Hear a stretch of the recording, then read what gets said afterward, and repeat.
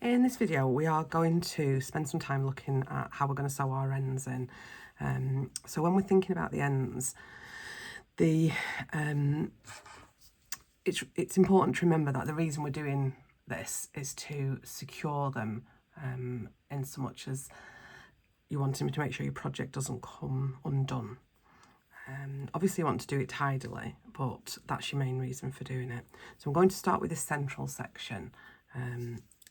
So I'm just using a blunt-ended large-eyed needle. You could use a pointed one, but I prefer this because I'm going to be going through the loops. So this central string here, that's where we've started working around.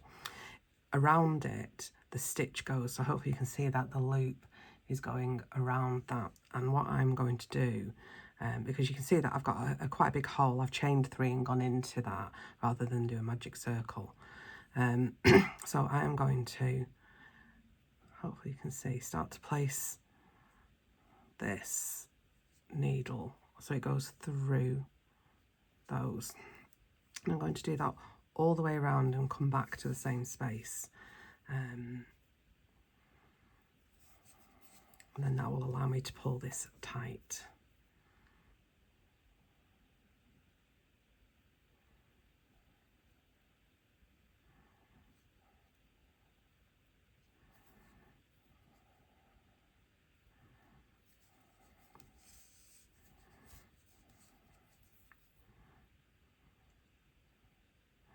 I want to make sure I get through every one of the stitches. Hopefully you can see that.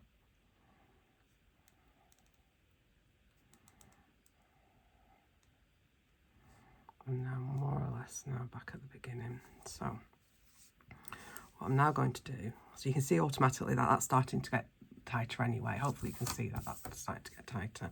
And then I'm going to pull that and it draws it together quite nicely. I'm then going to take the stitch just through a few more again. So I'm sort of going round almost like a second time. Don't need to be quite as careful with where I'm going with it this time. Okay, so I've pulled quite tightly and now I'm going to go back. So what I want to do is I want to, hopefully I can help you to see this. If I just go straight back there, I'm going to undo that stitch. So I want to be going back and going over another piece of yarn, so part of the stitch, so such as this. I would probably try and do it somewhere else, but because it's easier for you to see, I'm going to do it there. And I'm going to pull that through. And what you can see now, this is the piece of yarn that's just gone over, but it's going to stop it from being able to pull itself back through. So, and I'm going to do the same thing again. So I'm going to go here and I'm going to come back over again. So this time I'm going to use this one, so I'm almost back on myself first. And I'm going to pull that through. And I think at that point that's probably as secure as it needs to be. If you want to do it a couple more times, then please feel free to. But otherwise I'm just going to now. So I am going to pull on this yarn so it's quite taut, and then I'm going to trim and I'm making sure I don't catch underneath, and then it will slide itself underneath where it's just come out from. Okay, now I'm going to show you how to do an invisible join. So around here I have done some slip stitches just to edge this off. So this stitch here is a slip stitch, and these are the top stitches of the work itself. So I still have a slip stitch to go, which is here. So I'll just get my hook.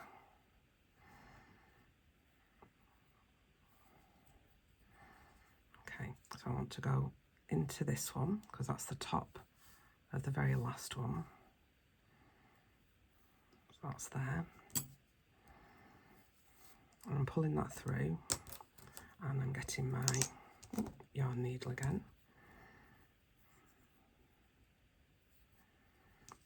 Now, what I'm going to do this time is I'm going to put my hook underneath this next slip stitch So this is the one I've just made, and I'm putting my hook through that next one. And this works in just the same way if you're going into the top of the stitch. And I'm pulling it through, and then I'm going to take it back, and I'm placing it back into, so that's the slip stitch, back into there. And then when you look at it, it's very hard. Can you see now you've got what looks to be a completed row of slip stitches all the way around. Okay, so again, I'm going to come down now. So I'm up here with the stitch, and I'm going to come down to here. So I am just working my way along this stitch, and I'm going to go under here. Now at this point, you see I've got like 1, 2, 3, 4, 5, and then this little one, which almost makes sense to go into. So I'm coming down almost diagonally. So I'm going to do this.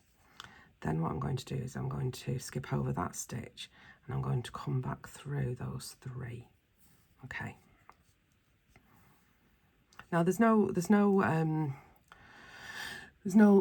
right or wrong way. All you're trying to do is to secure the yarn tail so it doesn't come loose, and try and hide it as much as possible so it's hard for anybody else to be able to see.